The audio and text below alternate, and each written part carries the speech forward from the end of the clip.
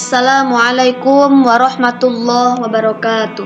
Alhamdulillahilladzi an'amana bi ni'matil imani wal islam wa nusalli wa nusallimu ala khairil anam sayyidina Muhammadin wa ala alihi wa sahbihi ajma'in. Amma ba'du. Alhamdulillah, puji serta syukur kepada Allah Subhanahu wa taala yang telah memberikan kita nikmat umur, nikmat iman serta nikmat kesehatan. Salawat beriringkan salam kita sampaikan kepada Nabi besar Muhammad sallallahu alaihi wasallam. Mudah-mudahan dengan seringnya bersolawat kita mendapatkan syafaat beliau di yaumil akhir nanti, amin. Perkenalkan, saya Riana Sri Rahayu dari Fakultas Agama Islam semester 2.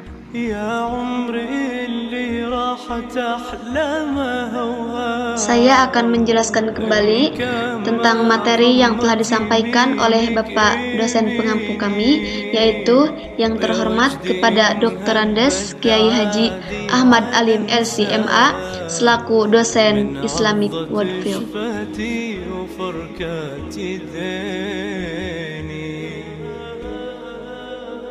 Adapun untuk materi kali ini, yaitu saya akan melanjutkan materi yang UTS yang ke-8, integrasi ilmu dan adab perspektif Islamic Worldview, yang ke-9, konsep adab dan hidup mulia, yang 10, jiwa dan problematikanya, yang ke-11, konsep alam, seni dan kebudayaan.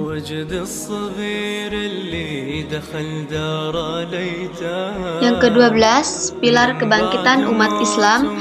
13, perjalanan mencari ilmu dari kota Imam Bukhari ke kota hujan. 14, mewaspadai diabolisme pemikiran. Dan yang terakhir yaitu alam gaib dan kebangkitan.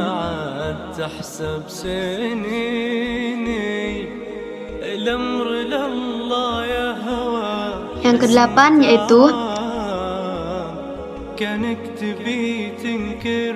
jika seseorang menuntut ilmu dengan niat karena Allah, maka Allah akan mudahkan baginya jalan menuju surga.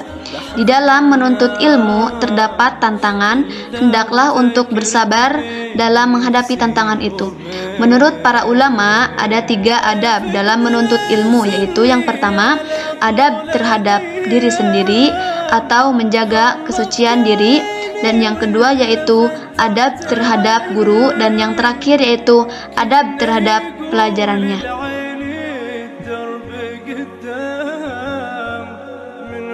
Yang ke-9, konsep adab dan hidup mulia adalah orang yang berilmu tetapi tidak beradab atau perilakunya buruk bisa disamakan dengan anjing. Tetapi jika anjing itu yang tadinya tidak ada harganya, najis, apabila diajari atau dididik akan berharga. Terdapat dalam Quran surat Al-Kahfi, anjing Ashabul Kahfi adalah satu-satunya anjing yang soleh. Pendidikan bisa berubah segalanya apabila karena ilmu itu merupakan suatu hal berharga. Seorang pengajar harus mempunyai sikap yang baik dalam mengajar murid-muridnya. Haruslah bersabar dalam mendidik. Problem dalam kehidupan sekarang ini adalah adab. Jika ilmunya bermanfaat, maka itulah yang disebut adab. Allah Subhanahu wa taala meninggikan suatu kaum dengan Al-Qur'an. Allah Subhanahu wa taala merendahkan suatu kaum bagi yang merendahkan Al-Qur'an.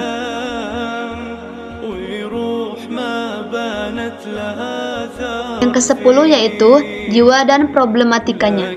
Bahwasannya Rasulullah Shallallahu alaihi wasallam mengisyaratkan bahwa sesungguhnya manusia itu jiwanya terganggu, hatinya terganggu disebabkan oleh perilakunya sendiri, maksiat dan berdosa. Innal mu'minina idza aznaba kanat nuktatun sauda fi qalbi, yang artinya seorang mukmin kalau melakukan dosa, melakukan perbuatan maksiat, maka terdapat percak hitam di dalam hatinya yang menutup hati, sehingga nantinya akan menyebabkan kegelisahan dan nantinya akan sulit menimbang baik buruknya suatu perbuatan. Sabda Rasulullah Shallallahu alaihi wasallam, dosa, yang artinya dosa adalah segala sesuatu yang membuat gelisah dalam diri. Jadi, kalau seorang melakukan dosa akan membuatnya gelisah dan merusak jiwanya. Metode mengobati jiwa manusia agar tidak tersesat dari jalan Allah terbagi menjadi dua metode. Yang pertama yaitu kendalikan hawa nafsu atau syahwat, dan yang kedua yaitu kembali lagi kepada Allah Subhanahu wa Ta'ala.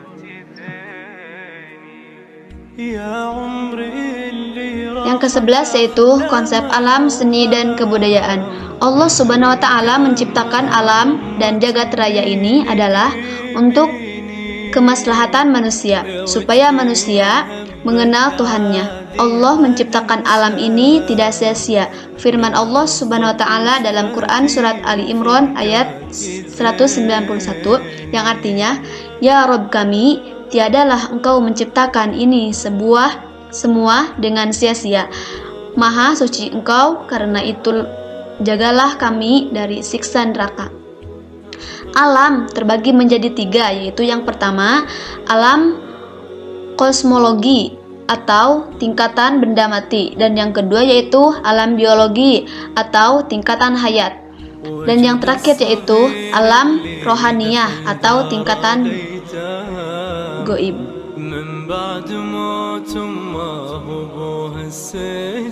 Jadi, intinya adalah bahwa alam ini tidak tercipta oleh sendirinya, tetapi ada yang menciptakan, yaitu Allah Subhanahu wa Ta'ala. Manusia diberikan berupa akal oleh Allah Subhanahu wa Ta'ala untuk menjadi khalifatullah yang mempunyai kebudayaan. Manusia diberikan tugas untuk memakmurkan bumi. Kebudayaan itu berupa yang pertama yaitu sosial, yang kedua ekonomi, yang ketiga yaitu politik, dan yang terakhir yaitu ilmu pengetahuan dan teknologi. Semua itu harus dengan syariat Islam. Manusia juga memerlukan seni di dalam hidupnya, dan untuk kesenangan, semua itu berdasarkan nilai-nilai keislaman.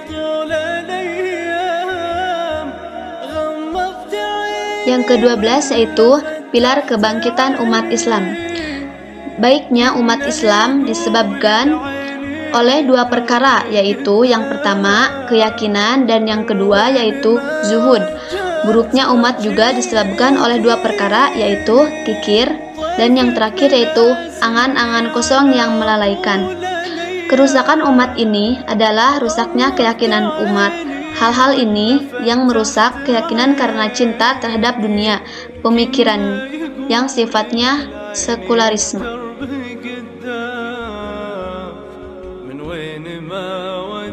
Yang ke-13, perjalanan mencari ilmu dari kota Bukhari ke kota hujan.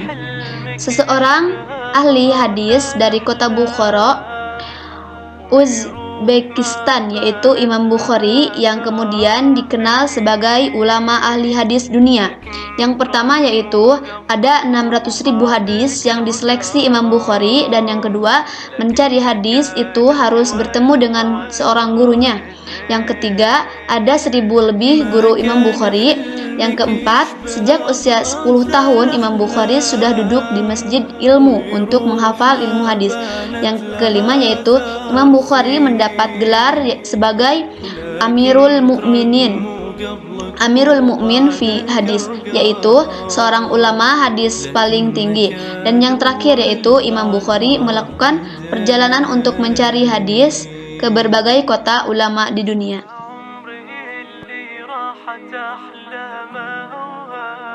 Yang ke-14 yaitu mewaspadai diabolisme pemikiran. Diabolisme terbagi menjadi dua, yaitu yang pertama berkaitan dengan pemikiran, gaya, perilaku, watak dari iblis, dan yang kedua pemikiran-pemikiran yang menyimpang, sesat, menentang perintah Allah Subhanahu wa Ta'ala. Itu semua sifat setan yang menghiasi pemikiran manusia. Diabolisme disebabkan oleh 3 faktor, yaitu yang pertama syahwat. Syahwat sering diartikan mengikuti kesenangan atau hal-hal yang sifatnya fisik, kesenangan duniawi semata. Dan yang kedua yaitu syubhat, sering disebut menjadi keraguan, yaitu keadaan seorang dalam keraguan, tidak paham mengenai sesuatu ilmu agama.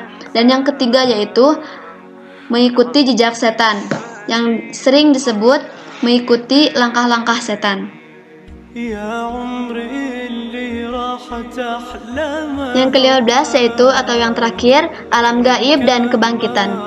Alam di dalam Al-Quran terbagi menjadi dua, yaitu yang pertama alam gaib yang artinya alam yang tidak nampak oleh indera penglihatan. Yang kedua yaitu alam syahadah yang artinya alam yang nampak dan bisa dirasakan. Sebagai muslim, kita diperintahkan untuk mengimani kepadanya terhadap Al-Quran. Dialah Allah yang artinya dialah Allah yang tiada sesembah yang hak disembah kecuali Allah. Allah mengetahui yang gaib dan mengetahui yang nampak. Dia Maha Pengasih lagi Maha Penyayang. Di hari kebangkitan ada beberapa yang akan ditempatkan oleh Allah Subhanahu wa taala, yaitu yang pertama hari kebangkitan, yang kedua yaitu hari pembalasan, dan yang terakhir yaitu hari pertimbangan. Tempat tinggal yang abadi bagi manusia hanya dua tempat, yaitu yang pertama ada surga, yang terakhir yaitu neraka.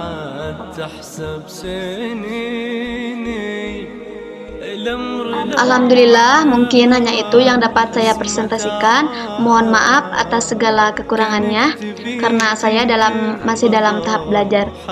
Wallahul muwaffiq ila aqwamit thoriq. Wassalamualaikum warahmatullahi wabarakatuh.